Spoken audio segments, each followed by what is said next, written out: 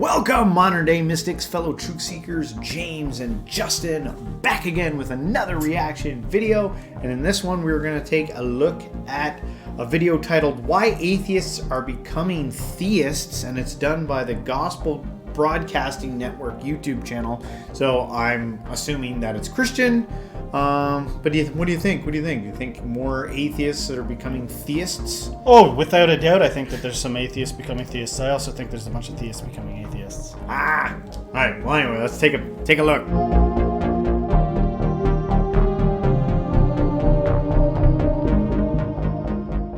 In 2012, well-known atheistic blogger Leah Libresco put out a blog post titled, "This is my last post for the Patheos Atheist portal." In the post, she explained that she was no longer writing for the atheist site because she was no longer an atheist. During the months prior to the post, her rational investigation led her to the conclusion that God exists. What made her change her mind? Throughout her time as an atheist, she struggled to come to grips with how humans can adhere to an objective morality that applies to everyone if there is no God. As she searched for answers among atheistic thinkers and writers, she admitted that their answers were inadequate. In an interview, Libresco noted that her conversion from atheism to theism was, "It was kind of the same thing with any scientific theory almost, that it had more explanatory power to explain something I was really sure of. I'm really sure that morality is objective, human independent, something we uncover like archaeologists, not something we build like architects." Her intellectual honesty regarding morality is refreshing to see. Her conversion highlights an important aspect of the process of searching for truth: explanatory value. With an ever-increasing number of skeptics, unbelievers, atheists, and agnostics around the world, it's important for Christians to look for ways to teach them about God. One effective way to do that is to show that the concept of God maintains much more powerful explanatory value than atheism for the realities that we see around us. So, when approaching a fact that both theists and atheists agree on, like objective morality, the question would be which idea, theism or atheism, explains it best. Or, if there really is a God, what would we expect the world to look like? Leah recognized the reality of objective morality and concluded that if atheism were true, there would be no objective morality. Everything would be mere opinion. But if there is a God, then... Just makes me think, why does there have to be objective morality in the first place? I don't get it. Like, no, well, then people can do anything. There's already people out there that believe that there's no such thing as morality. Does that mean that they go around, committing atrocities? If I was going to argue for some kind of objective morality, I'd probably point out, like I'm not the first one to do, but I'd probably point out something like the morality that you kind of find in the animal kingdom. It's like there's rules, so to speak, amongst wolves. Yeah, until environment changes. Right, exactly. Let's say, for instance, that morality is objective. Well, crap. Now we're in trouble. So you're on top of every single thing, right? Well, Yeah. No, when I screw up, I go to church and I beg God for forgiveness. So that's, how often do you do that step? And be honest with yourself. Are there some things that for the life of you just can't stop falling into, that you eventually maybe even make peace with one day? You're like, I don't know, I believe God gave me a pass on that. I can't stop. I begged him. Let's get real honest. If there's an objective truth, then we better all damn well be freaking upfront. Because there's a confusing as shit out there if that's true. What, you just perfect? Why do we seem to, among ourselves at least, create a hierarchy of sins that we can tolerate and things that we can't tolerate? I like that, yeah. Well, if you do any real self-reflection, you're like, look at all the things I give myself a pass on. Yeah. It's amazing what people give themselves a pass on, and it depends on where you come from, your culture, your social circle, and where you're from. And if you're jiving with what we're saying, man, if you see the point that we're trying to make here, do us a favor and share this video, because this video here that we just added this on at the end, this is not typically the type of video out of all ours that gets much traction. Just because of the nature of it. Yeah. But objective morality is exactly what we would expect to find. It might surprise you that both theists and atheists overwhelmingly admit that humans are predisposed to believe in an intelligent creator of some sort. Richard Dawkins, arguably the world's leading atheistic thinker, asked the question, why, if it is false, does every culture in the world have religion? True or false, religion is ubiquitous, so where does it come from? His statement highlights the fact that religion is universal to mankind, and has been in every human culture ever studied. So deeply religious are humans, Dawkins refers to their desire to recognize some type of creator as a lust for gods.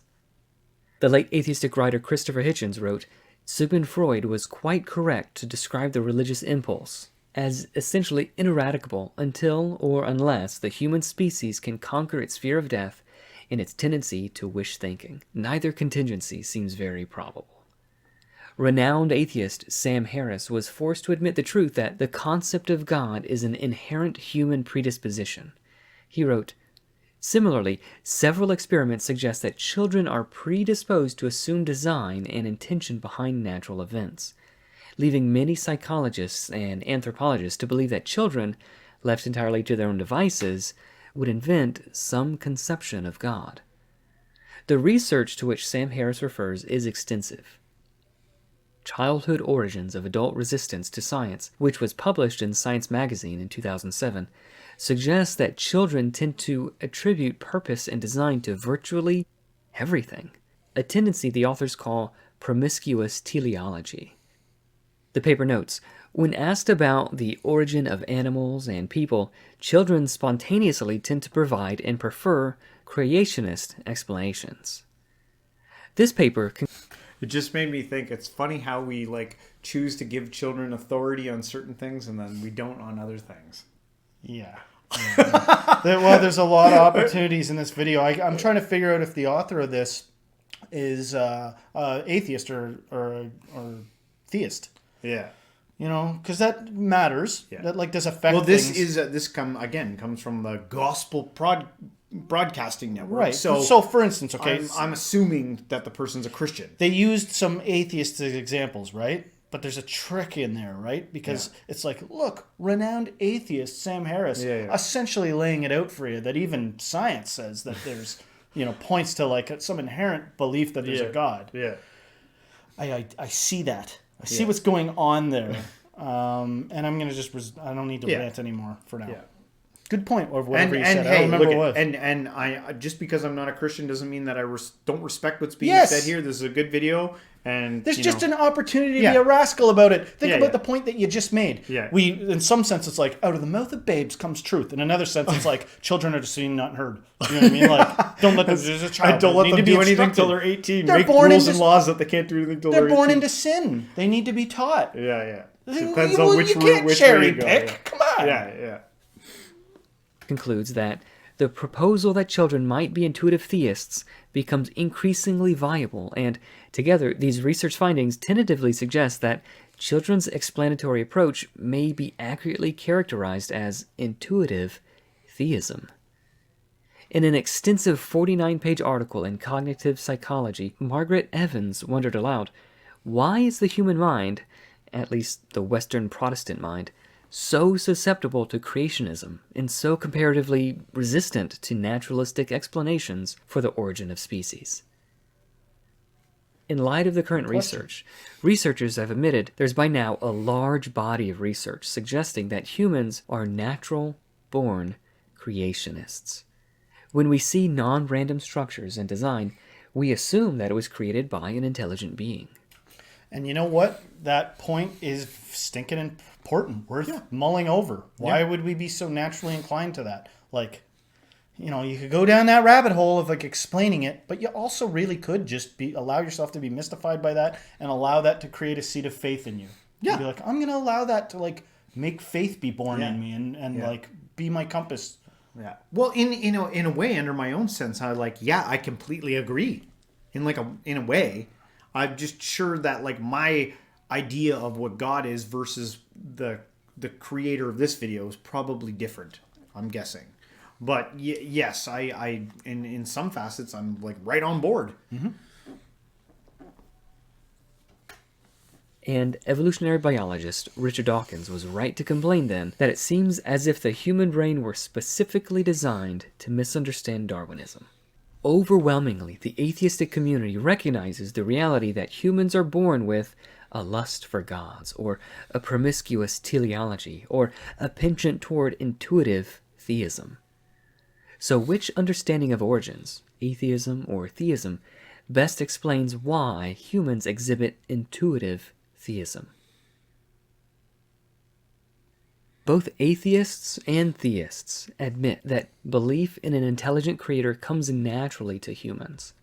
But this idea poses a serious problem for the atheist because the concepts of God and religion are extremely costly to the human race and are not easy to explain away naturalistically. As Paul Copan noted, attempts by these new atheists to explain away theology fall short of telling us why the religious impulse is so deeply embedded. If God exists, however, we have an excellent reason as to why religious fervor should exist.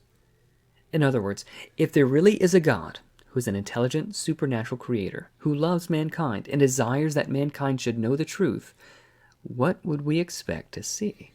We would expect to find people pre-programmed for a belief in God. Of course, we wouldn't expect all humans to come to the proper conclusion that God exists, since a loving God would equip humans with the capacity to choose what... Do the animals believe in God? Yes. Wait a sec. The animals, do we even know if they use something as like rationality? And the degree to which they use rationality, whether they do or not, maybe you could bring some dolphins in or something, some highly intelligent animal, do they start to exhibit signs that they believe in God? Is this solely an attribute of humans? And if it is, what else is solely an attribute of humans? Logic? Reason? Yeah. Well, So I'm starting to get like annoyed by all the communities. It's the agnostics, the atheists, the people were in my opinion, people put way too much stock in logic. And everyone tries to claim that they have the logic. We're like, no. We're like, literally, if you have like an atheist and a theist debating, they're gonna like literally like try to like out logic the other person. Yeah. In who's right. I'm like, you're putting way too much stock in such a finite, limited thing that is unique to the human condition and the human spirit. Understand that you're a human and you have a limited window of logic that you can see through. Okay, you know how WrestleMania is not real? You know how like most of us are like, oh, it's not real, it's entertainment. But nevertheless, if you're a fan of it, you're like, yeah, for the good guy and boo to the bad guy. And, you know, and even there are some people that think it's real. Yeah. There's some people that are like, oh, it's real. And there's varying degrees, right? Yeah. So there is a way of looking at all of this and not being frustrated at what you said, the cartoonish way people like try to out-logic each other. Yeah. There's a way of looking at that and seeing it like WrestleMania and being like, oh, I love a good debate, even though I know it's not real at the end. None of these people have the ultimate answer because no one does. Yeah. And then there's a second part to that, which is if you are inclined to be caught up in logic and that's like an insatiable desire for you and you're like, no, I have to be able to use that, like whatever hemisphere it is, that's logic, left brain, right brain. I have to solve it with that because everything else I've solved is just this one thing I can't solve. I gotta crack that nut. If that is your thing, and some say you can't stop a juggernaut. Then that person is going to have to do it. And if you've known anything, if you've studied a little bit of Zen Buddhism, you see that sometimes the task of the master teaching the Zen apprentice is to like take them to the brink where they realize I can't logic my way out of this. And then something cracks and there's like a pressure shift in their mind and it's now you're open to reality. How many people have near-death experiences come back and are like, there's something. There is something. Now, you could run away with belief in that, or you could be like, yeah, that's just hallucinatory chemicals releasing in the brain. Here's a good question to ask while you're going through that experiment. Is like, what do I value more? The need for truth, or the need to know? Yeah. Or the need for control? Yeah. Ask yourself, like, honestly, go and don't just do it quick. Oh, no, it's for truth. Go sit down and say, how badly do I need to know? How badly do I need to be in control? Safe. Yeah. Or how badly do I want truth? Now, I don't want to frighten anybody. People are very homeostatic. You don't need to worry. You will come back around to homeostasis. And this is, you are in the realm of chaos now.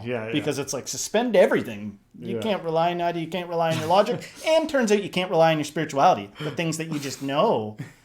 It's just like somehow a weird antimatter middle to the whole thing. That I believe, we are trying to seize. That's probably unseizable. All right, let's continue. To believe and how to behave.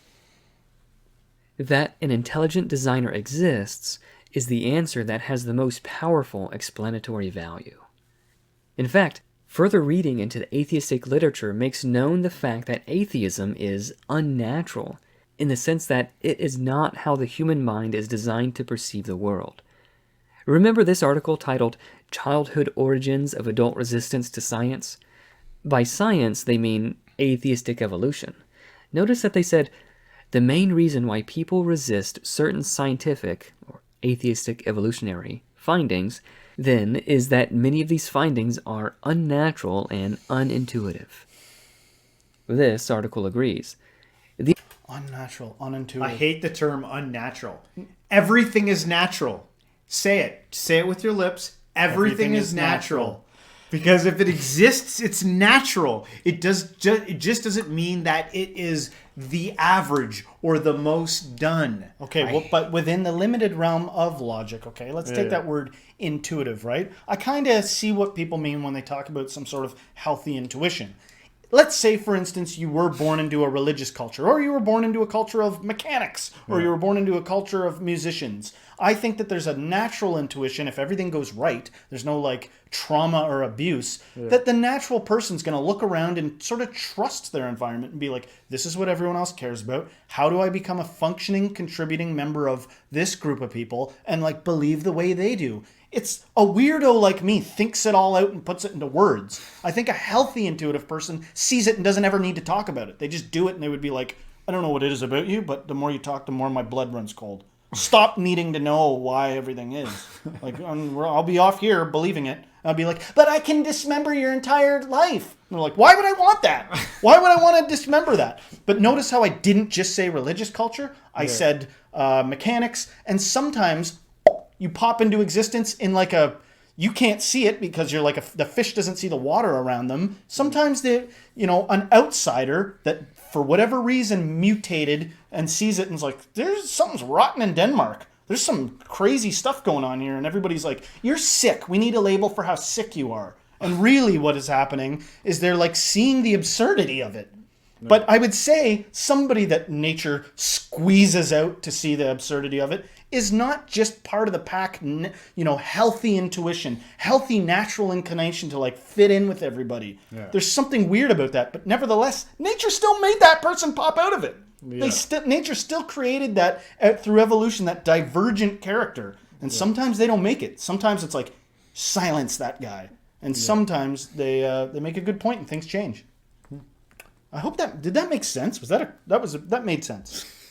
The implication is that children's science failures may, in part, result from inherent conflicts between intuitive ideas and the basic tenets of contemporary scientific thought.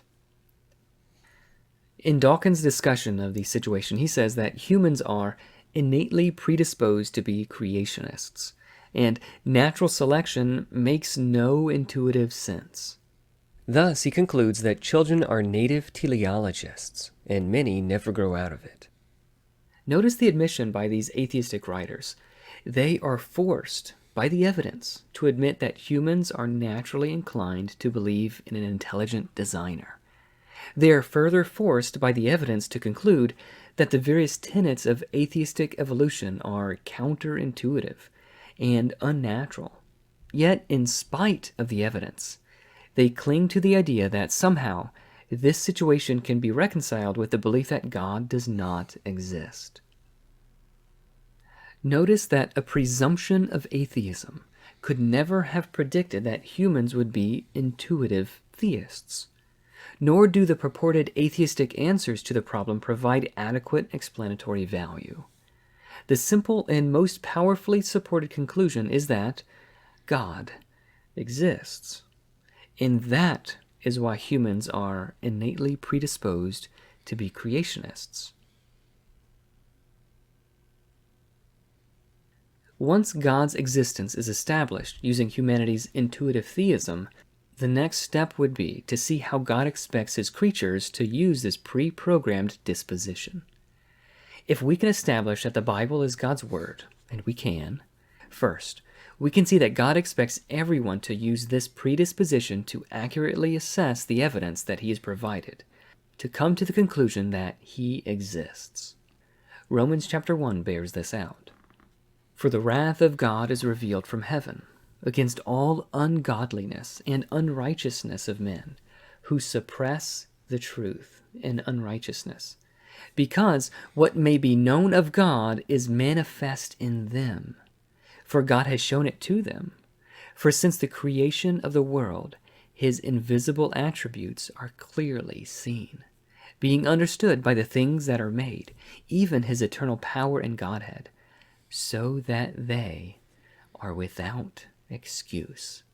Because although they knew God, they did not glorify him as God, nor were thankful, but became futile in their thoughts, and their foolish hearts were darkened.